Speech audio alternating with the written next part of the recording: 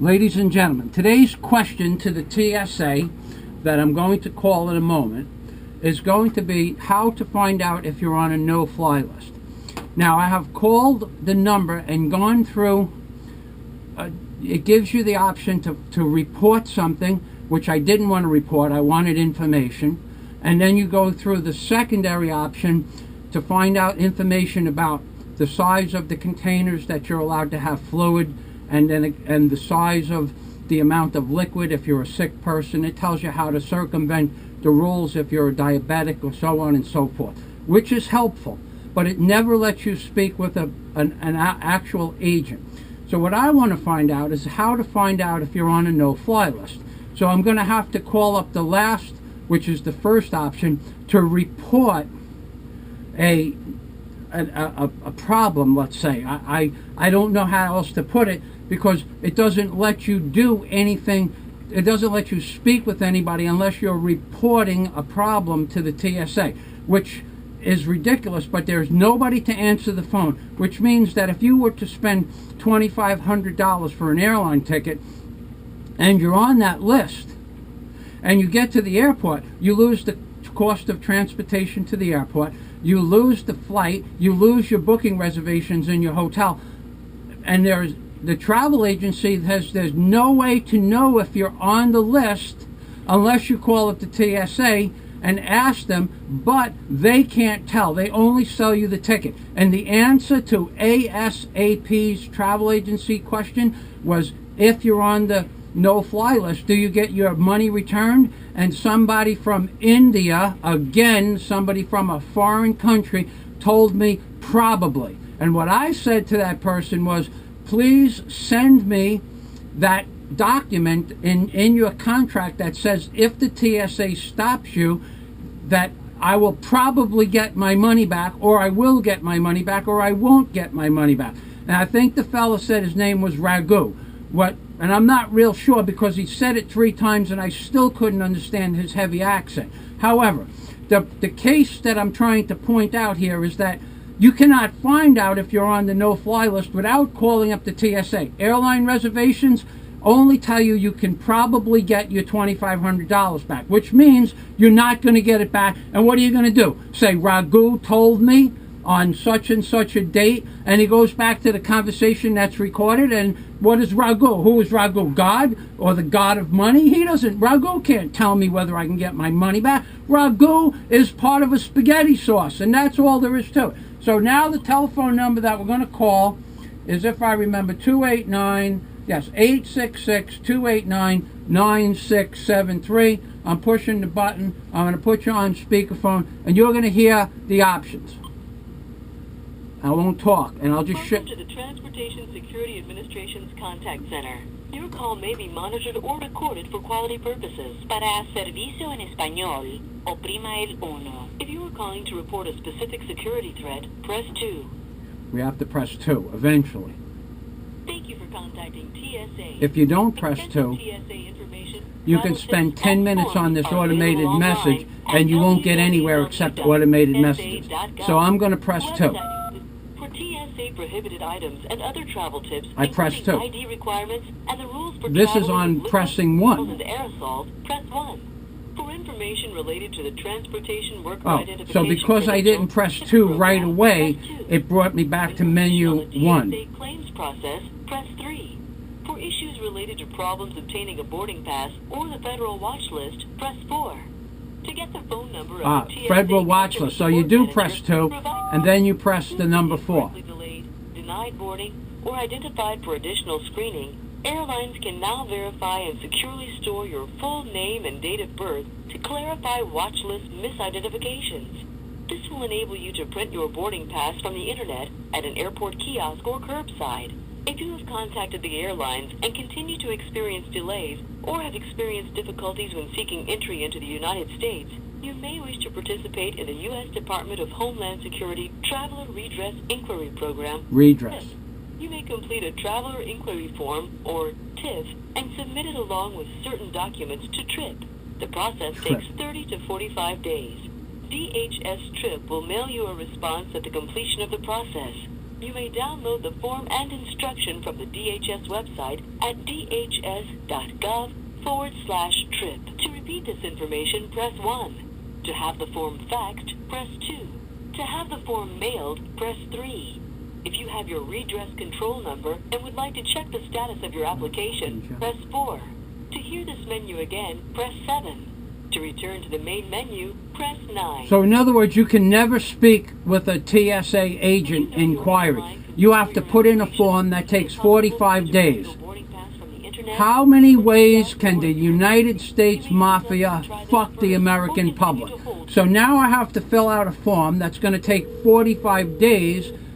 Wait, the phone's ringing. Let's see what happens now. Thank you for calling the T.S.A. Contact Center. My name's Chris. May I start by getting your first and Good afternoon, Chris.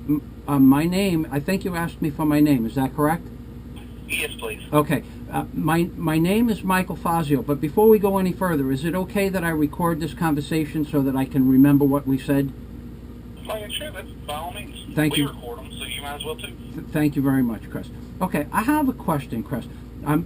Bear with me for just a moment, please. Certainly. And I know Michael, but can I get you to spell your last name? Yes, certainly. My last name is Fazio. F as in Frank, Alpha, Zebra, Indigo, October.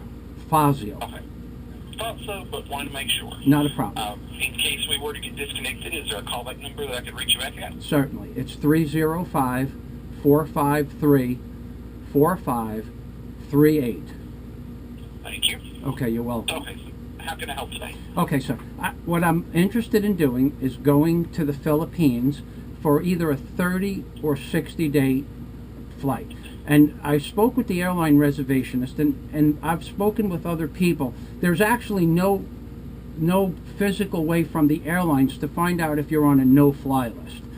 Now, I would like to know how that's accomplished to find out if a person is on a no-fly list, and including myself, because I'd be flying with some other people. So, can you explain that to me, please? Unfortunately not. We don't have access to those lists either. I mean, from all the information we have, those types of lists are classified information. They're used to keep the country safe. If a person that was on a no-fly list could find out easily that they were on it, then they could easily find ways around it, or at least try to know that they didn't know that they could find ways around it. Okay, I understand that perfectly. Okay, but now the way the airline explained it to me is if I have to purchase the ticket and then actually get on the flight, or whoever's involved with the process, before they would be found out if they were on a no-fly list at the airport. Is that part correct? Not necessarily. More than likely, actually, if you were on a list, you wouldn't even make it through security. You wouldn't make it onto the plane. Okay, yeah, The way you phrased it there is a little off. Okay, that's okay. You would be stopped prior to when you booked in. Okay, that I got. Now, so what happens to the person's money that is received from the airline salesperson that for the ticket? What happens to that ticket? The money for the ticket, is that returned, or is that a different policy, Chris? That would be, I would guess, up to the airline itself. I don't know if there's nothing that the T.S.A. has that tells the airline they have to refund it or they get to keep it. Okay. We don't have control over that part of things, so I don't know if they would actually be required to refund it or if they could just. Okay. I don't know for sure. All right. Well, the man who I want to purchase the tickets through explained to me that you would probably get the money back, which means nothing. So I asked him to send me a contractual agreement with the ticket, and he couldn't do that. So I thought I would try to get in touch with the T.S.A. before I bought these tickets. Well, then, the easiest thing to do is just to take, well, there is nothing easy about this. To take your chances and purchase the ticket and go to the airport without making too many reservations on the other end. Well, I can say that you've been very helpful and very pleasant to speak with. And I can say thank you very much for your assistance, but I will have to never get the answer to this question until we get to the booking desk, then, Chris? I don't know about the answer to find out if you were on a watch list. As far as if you would get the money back. Well, yeah. The only suggestion I could give you would be, I mean, that would have to be a legal issue. So, I mean, other than paying a lawyer to look into it, yeah, no, which would probably end up costing you more than the price of the ticket anyway. No, probably not. You wouldn't know until you actually go through the experience. Okay, yeah, I myself, I feel secure. I mean, I have several qualifications in my background that would probably, I probably am not on a watch list, but you never know who is. And if I purchase tickets, like for instance this week I purchased a ticket for a woman, I don't even know if she's going to be able to get on the plane to come and see me, and that was one of the people I wanted to find out, but as you explained, that's not possible. So if I went down, if I had these people go to the local police station and do a background check for a $10 service fee, would that show up on the no-fly list, or that's separate things altogether? I don't think it would come out right out and tell them if they're on a no-fly list of any kind. Okay. But what I can pretty much guarantee is if they are on a watch list of some kind, it's going to be one of two things. Either they've done something in the past and they pretty much know this is one of those things that I'm never going to get to fly again for, or it's going to come back, and the moment they get they do that background check, the police are going to arrest them. Okay, that makes sense. I mean, so making videos on YouTube or just being politically active naturally without ever threatening any person in or person's harm, that would not necessarily put you on a no-fly list, do you think? No, you have to be an actual threat of some kind. Okay, well that makes perfect sense. So that was because the person that I'm bringing here, she makes videos that are political, and the flight ticket was only $103, so it's not a big concern. But wow, it was a good deal.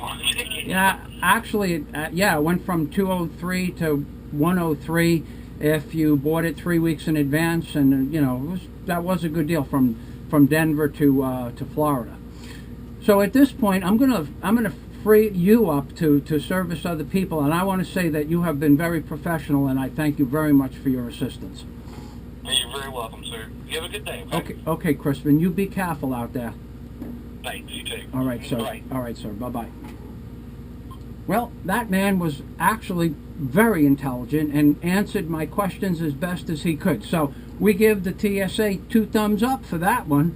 Didn't start out so good with these recorded messages, but in the end, this man gave me the answers to the question as best as he could, involving the national security for America, which made perfect sense the way Chris explained it. So I'm going to have to give the T.S.A. 2 thumbs up.